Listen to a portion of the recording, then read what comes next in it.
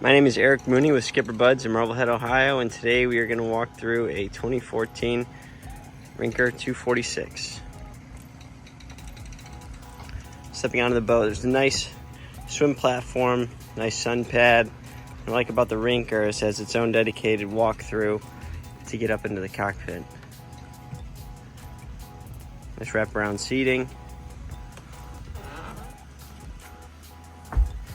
Small sink here, and then storage underneath the seats. It actually a cooler here with the little cooler access. It's kind of cool. Additional storage underneath that seat, and two swivel chairs up either side of the helm. Nice access to the porta potty. Table storage underneath there too.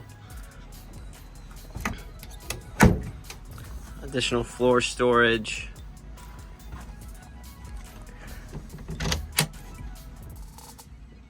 Access, and then two pretty long seats up in the bow, and that table that you saw would mount right there.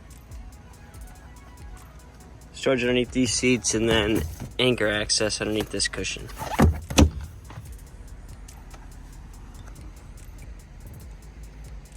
If you have any questions about this boat, please feel free to contact me or any of your SkipperBud's representatives.